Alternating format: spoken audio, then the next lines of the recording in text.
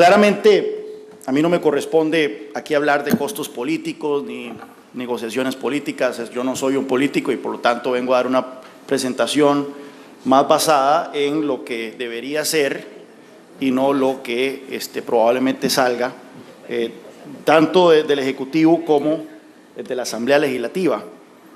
Dicen que una imagen habla por 1000 palabras y es por eso que me gusta a mí señalar el comportamiento que han venido teniendo los ingresos y los egresos del gobierno central en los últimos 12, 11 años.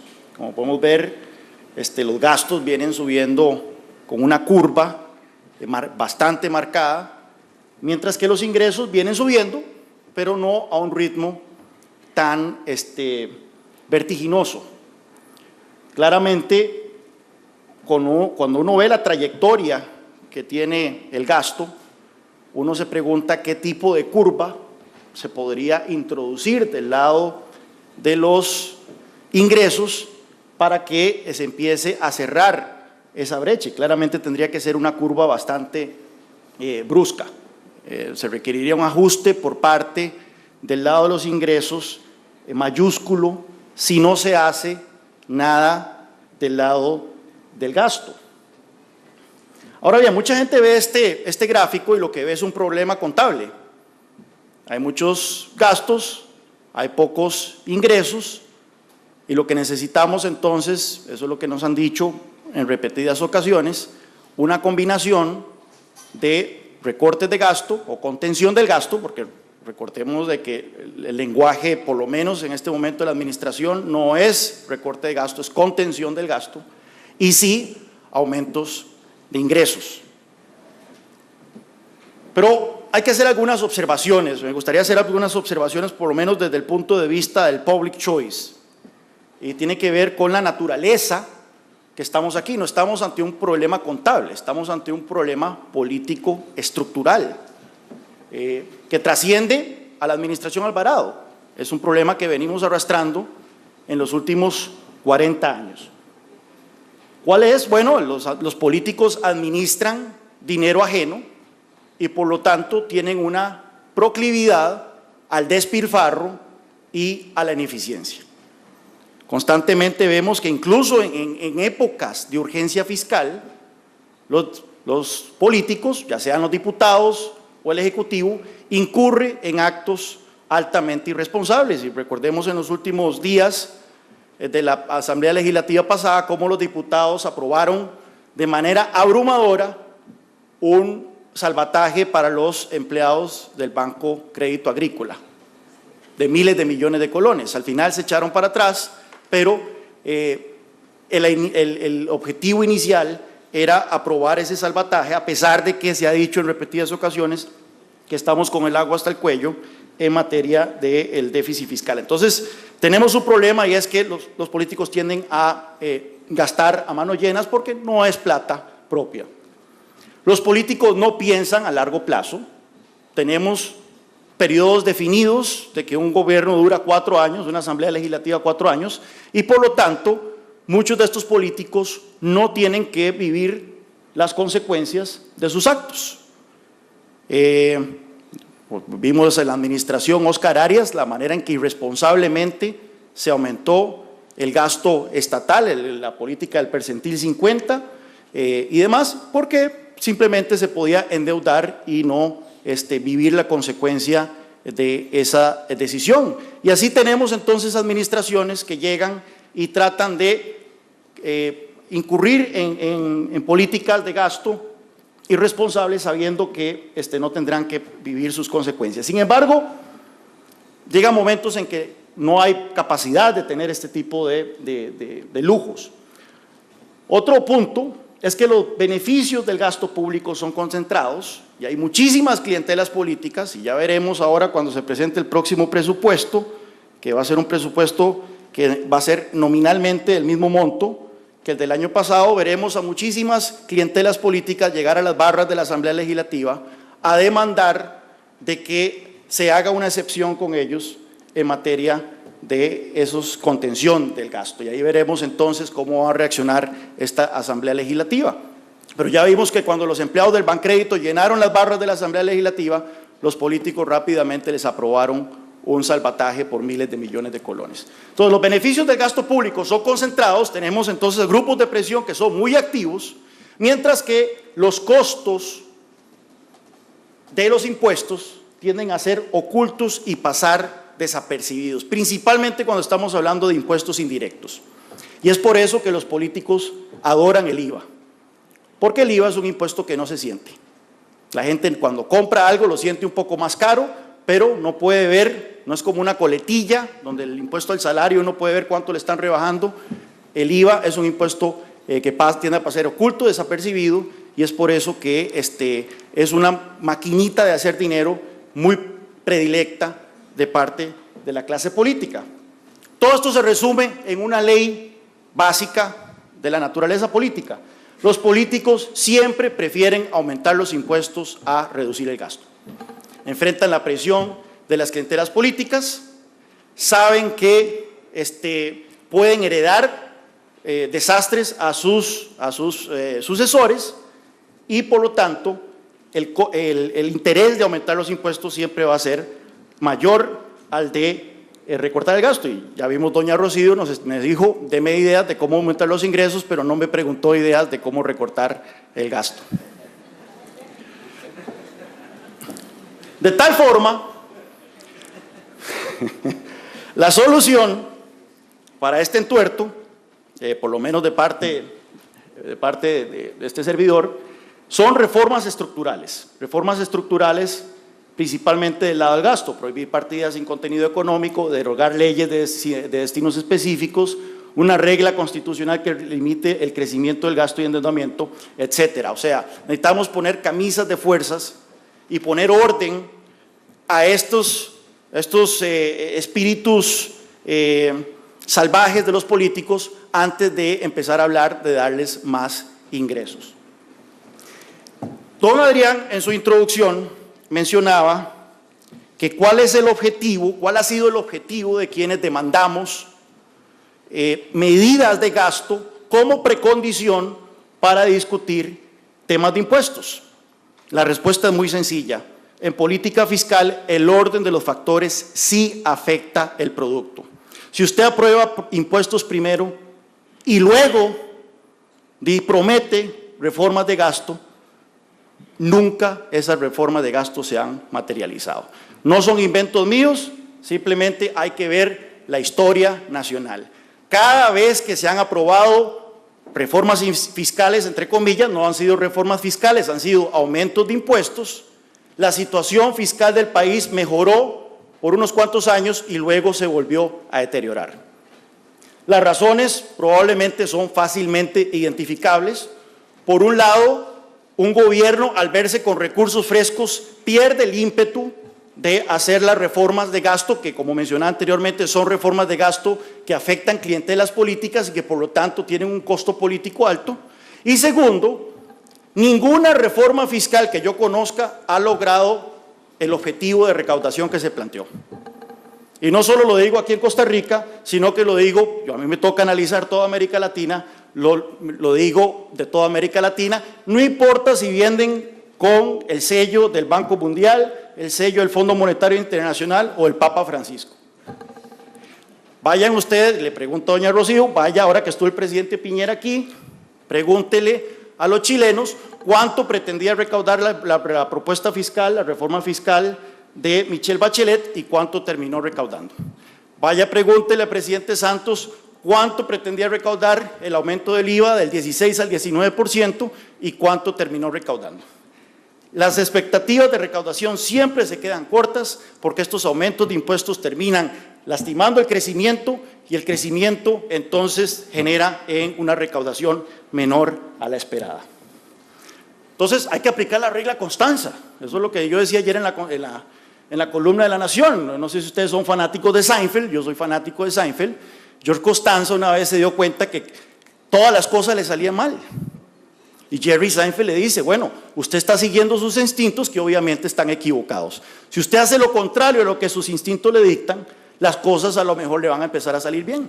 Y en verdad George Costanza empieza a hacer lo contrario de lo que los instintos le indican y pronto está saliendo con una rubia espectacular, consigue un buen trabajo, se independiza de sus papás y demás. Bueno, entonces, si tenemos décadas con una estrategia de que el problema fiscal se debe enfrentar primero con los ingresos y luego con promesas de gasto, creo, y que no ha funcionado, creo yo que deberíamos de empezar a contemplar la posibilidad de hacer lo contrario a lo que los instintos de la clase política han venido diciendo. Ahora bien, por dicha tenemos una amplia acceso a amplia evidencia internacional sobre el tipo de ajuste que debería tener Costa Rica.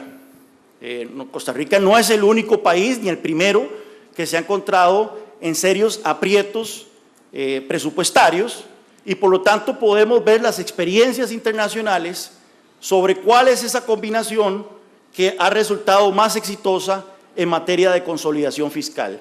Las consolidaciones fiscales basadas en la contención, recorte de gasto o las consolidaciones fiscales basadas en los aumentos de impuestos. Bueno, este estudio del Fondo Monetario Internacional de Alberto Alesina está salidito del horno, acaba de ser publicado en el 2018 y analizan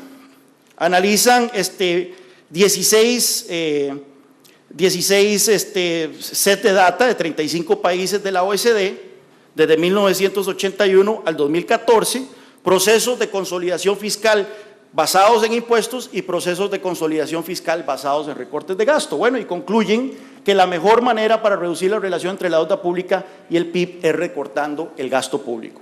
La reducción en el crecimiento económico es menor, porque está toda una discusión entre los keynesianos y los no keynesianos. Los keynesianos dicen que recortar el gasto público es recesivo. Bueno, la evidencia señala de que si eso es cierto, la reducción del crecimiento económico es muy corta y es más duradera esa recesión, ese efecto recesivo, cuando se aumentan los impuestos. Y el pilar fundamental por la cual los recortes de gasto tienen un efecto mejor récord en materia de consolidación fiscal es que la inversión privada responde positivamente cuando se racionaliza el gasto y negativamente cuando aumenta la carga tributaria. Es interesante porque Michelle Bachelet aprobó esta reforma tributaria en Chile, y si ustedes buscan el año pasado, el impuesto de renta corporativa aumentó un punto porcentual, porque es una reforma gradual, donde se está aumentando el impuesto de renta corporativa hasta el 27%, el impuesto de renta corporativa aumentó un punto porcentual el año pasado con respecto al año anterior, pero ese impuesto terminó generando menos ingresos ese año de lo que había generado el año anterior, a pesar de tener un punto porcentual más. ¿Por qué? Porque la inversión se secó en Chile. Entonces, nuevamente, aquí está el tema de la inversión privada y el efecto negativo que tiene subir la carga tributaria sobre la inversión. Bueno, pero se puede hacer la observación de que este estudio únicamente analiza pocos casos, pero ya hay otros estudios, también el mismo Alberto Alesina y Silvia Ardaña, en un estudio publicado por Harvard, también analizaron 107 episodios de consolidaciones fiscales en 21 países de la OECD entre 1970 y 2007 y encontraron, está la conclusión, en cuanto a ajustes fiscales, aquellos que se basan en recortes de gasto y no en aumentos de impuestos son los que tienen más posibilidades de reducir los déficits y la deuda como porcentaje del PIB que aquellos que se basan en aumentos de impuestos. Así que esto no es una discusión ideológica, a pesar de que ideológicamente podemos tener una predilección por el recorte de gastos sobre el aumento de impuestos. Esta es una discusión de evidencia empírica. ¿Estamos de acuerdo con la evidencia empírica nacional o internacional o queremos seguir insistiendo en estrategias que han demostrado, tanto en nuestro territorio como Allende, que no funcionan? A mí me gusta muchísimo el caso de Irlanda, y eso lo traté en la columna de ayer, porque es un país con características, algunas características parecidas a la de Costa Rica, y la clase política costarricense ha mostrado mucho interés en el caso de Irlanda. Incluso hace pocos años vino un ex viceprimer ministro irlandés aquí al país a compartir sus impresiones sobre el caso de Irlanda, y me llama la atención de que ha habido mucho énfasis por parte de la clase política nacional de que el éxito de Irlanda consiste en que ha habido un consenso sobre el modelo de desarrollo y sobre las políticas que se implementaron, pero nunca entran a ver en qué consiste ese consenso, cuáles fueron esas políticas de desarrollo. Bueno, Irlanda era el George Costanza de Europa a principios de los años 80, un país con bajo crecimiento económico, en bancarrota, uno de los más pobres de Europa y con políticas keynesianas expansivas que simplemente no daban resultado. Para 1980, Irlanda tenía un serio problema fiscal y la clase política empezó a insistir en aumentos de impuestos constantes y fuertes para hacerle frente a la situación fiscal. El IVA llegó al 35%, y no se me emocione, doña Rocío. El impuesto corporativo llegó al 50%, el mayor impuesto de renta, la mayor tasa máxima, llegó al 65%, y adivinen qué, la deuda continuó creciendo y la economía se secó. Pues bueno, llegó el momento Constanza de la clase política irlandesa y dijeron, aquí tenemos que hacer lo contrario. Empezaron a recortar el gasto. Y vean ustedes la magnitud de recorte de gasto que ocurrió en Irlanda en cuestión de 3, 4 años. Estamos hablando de 10 puntos porcentuales del PIB. Cualquier keynesiano diría que esto generaría una recesión, una gran depresión al estilo de Estados Unidos en los años 30, y todo lo contrario, Irlanda empezó a crecer al 7%. Y ese crecimiento del 7% hizo que el fisco empezara a recibir más plata de la que estaba recibiendo por concepto de los aumentos de impuesto. El pilar fundamental de esta estrategia de Irlanda fue recortar el impuesto de renta corporativo, que estaba en un 50%, y empezar a disminuirlo de manera paulatina para incentivar la atracción de inversión, principalmente inversión extranjera, pero también inversión doméstica. Vean ustedes qué curioso, conforme fueron recortando la tasa del impuesto corporativo, los ingresos producto de ese impuesto como porcentaje del PIB fueron aumentando. ¿Qué quiere decir eso? Empezó a traerse más inversión y al final el gobierno terminó con los cachetes más inflados a pesar de que la tasa era menor. Ahora bien, por supuesto, el caso de Irlanda no se explica únicamente por política fiscal. Antes de que me acusen de que estoy siendo simplista, hubo otras reformas estructurales importantes que hay que tomar en cuenta, otros factores muy particulares de Irlanda que no son replicables en Costa Rica, su ubicación geográfica, el efecto que tuvo la liberalización en el Reino Unido, que es su principal socio comercial, el hecho que hablan inglés y eso les facilita ser un centro de atracción de inversiones, etcétera. Pero es importante como un ejemplo que deberíamos de analizar de una consolidación fiscal donde el énfasis fue la reducción del gasto y la reactivación económica. Y el resultado fue un país que tenía una deuda de 109% del PIB en 1987 y para el 2007 eso era un 25% del PIB. No solo eso, en el proceso pasó de ser el tercer país más pobre de Europa a ser el segundo país más rico de Europa. Y aquí podemos ver cómo se desempeñó el ingreso nacional bruto per cápita de Irlanda comparado con el nuestro, el nadadito de perro nuestro, que nos encanta. Y Irlanda a mediados de los 80, vemos cómo empezó a dispararse. Alguna gente mencionará la crisis que tuvieron, eso es otra discusión, que no tuvo que ver con sus políticas fiscales, pero vemos que incluso si tomamos en cuenta la crisis que acaban de tener, vemos que ya se recuperaron de esa crisis sin tocar los fundamentos de la política fiscal. Es más, no sé si ustedes vieron el fallo que la Corte Europea hizo de Apple, en donde falló de que Apple le debe 13.000 millones de euros al gobierno irlandés. Imagínense si llegara la Corte Interamericana de Derechos Humanos y le dijera a doña Rocío que le puede cobrar 13.000 millones de dólares a alguna empresa transnacional que está aquí en Costa Rica. Bueno, sería el júbilo total. En Irlanda fue todo lo contrario. No solo el gobierno dijo que iba a apelar esa resolución, sino que todos los partidos políticos apoyaron al gobierno en decir que no iban a aceptar ese dinero de Apple. ¿Por qué? Porque su énfasis no es la voracidad fiscal, su énfasis es la atracción de inversión, el crecimiento económico y por lo tanto la generación de riqueza que también permite finanzas estables. Este es el comportamiento de los ingresos del gobierno central y la aprobación de paquetes de impuestos como porcentaje del PIB de 1950 a 2017. Vemos que las múltiples aprobaciones de paquetes de impuestos, que el último fue el proyecto de consolidación fiscal, creo que fue al principio de la administración Pacheco, hubo un pequeñito ahí aumento de impuestos. Vemos que no tuvo mayor efecto en el desempeño de la carga fiscal, no es consistente, algunas veces sí creció la carga fiscal, otras veces no. Donde sí vemos que hubo un aumento importante de la carga fiscal fue en el periodo 2004-2008, tengo entendido que hubo algunas reformas que podrían explicar eso, pero también es cierto de que en esos 4 años la economía costarricense creció a una tasa promedio anual de 5.6%.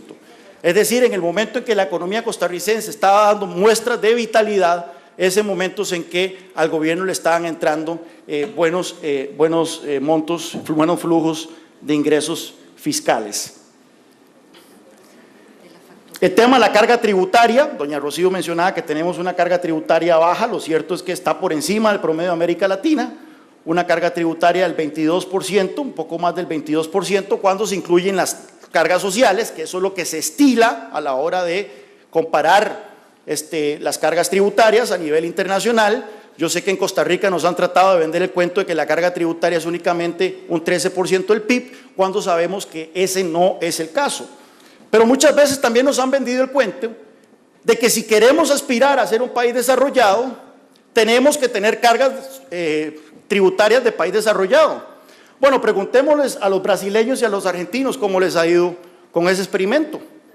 Argentina ha duplicado su carga tributaria en los últimos 20 años. Preguntémosles si ahora están más cerca de ser Finlandia de lo que estaban hace 20 años. ¿Por qué? Esto es una frase que a mí yo la tengo tatuada en la frente. Cualquier análisis de política pública que esté divorciado de la realidad institucional de un país es, si acaso, un ejercicio intelectual interesante. Lo dijo el premio Nobel de Economía James Buchanan y Richard Wagner, otro economista bastante reconocido, porque aquí cuando nos dicen que tenemos que darle más recursos al Estado y nos comparan siempre el unicornio de los países escandinavos como ese nirvana al que supuestamente vamos a aspirar si tan solo le damos más recursos a la clase política, ignoramos de que no tenemos a finlandeses ni a suecos de administradores del aparato estatal en Costa Rica. Deberíamos aterrizar un poco sobre la realidad institucional en la que nos movemos. ¿Cuál es esa realidad institucional? Que según el índice de competitividad global del Foro Económico Mundial, Costa Rica se encuentra en la posición 101 de 136 países en cuanto a la eficiencia del gasto estatal. Entonces, díganme ustedes, con esta realidad institucional, ¿cómo es que darle más recursos al Estado como porcentaje del tamaño de la economía, porque eso es la carga tributaria, nos va a hacer una nación más próspera, más desarrollada y más feliz? Simplemente eso es vivir en un mundo de fantasía, y yo lamento traerles malas noticias de que no estamos en ese escenario, por lo menos en el corto plazo. La reactivación económica debe ser parte de la agenda de consolidación fiscal. ¿Cuántas veces ustedes oyeron la palabra reactivación económica en la presentación de doña Rocío y doña Silvia? Ni una sola vez. Buena mía, sí. Una sola vez. Reactivación económica, y tenemos que caer en la realidad de que este paquete de impuestos, porque de este 2.18% que dice doña Rocío que va a generar de consolidación, únicamente 23% tiene que ver con gasto, el resto son aumentos de impuestos. Entonces, en su mayor parte es un aumento de impuestos. Este paquete de impuestos, este aumento de impuestos va a tener un efecto negativo sobre la inversión, va a tener un efecto negativo sobre el consumo, va a tener un efecto negativo sobre el ahorro.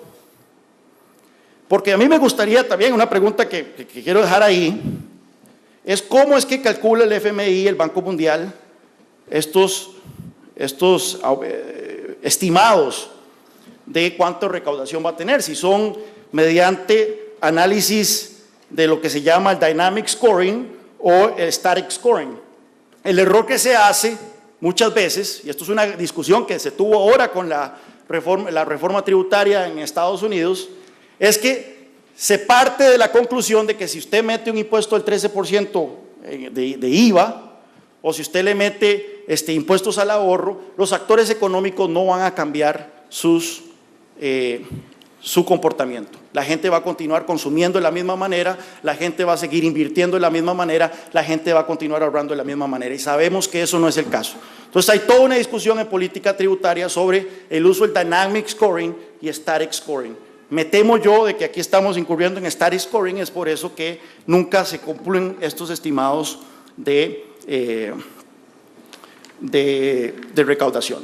Entonces, la reforma fiscal, para mí, si queremos hacerlo bien hecho, y nuevamente van a venir con el discurso de que lo perfecto es enemigo de lo bueno, que ya tenemos el agua hasta el cuello y que tenemos que actuar ya, que ya lo hemos discutido lo suficiente y que ya no tenemos tiempo para nada más, pero bueno, aquí estoy de necio. La reforma fiscal debe ir por partes. Primero, reformas estructurales al gasto, incluyendo la regla fiscal constitucional. Ya doña Rocío habló, empleo público, diseño institucional, pero no esperarnos al 2022. Yo creo que Luis Mesalle lo puso de la mejor manera. Esto es como las agencias de viajes que dicen que lo van a hallar a Rusia.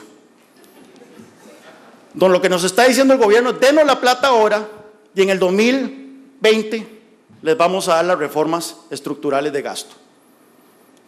Hay buenas razones para ser escéptico, para ser cínico, para no creer, ser incrédulo ante esa promesa. Yo no dudo de las intenciones de doña Rocío, pero nada garantiza que doña Rocío va a estar al frente del Ministerio de Hacienda en el 2020. E incluso no sabemos quién va a estar en el gobierno en el 2022. Y es por eso que estas reformas deben quedar aprobadas antes de cualquier reforma de gasto. Y sí debe haber una reforma tributaria enfocada en simplificar el sistema e incentivar la inversión. Costa Rica tiene una tasa de impuesto corporativo del 30%, el promedio latinoamericano es del 27%, el promedio de la OECD es del 24%. Incentivemos la inversión, reactivemos la economía. Y doña Rocío, usted me preguntó que alguna propuesta de ingresos, ¿por qué no toca las cooperativas?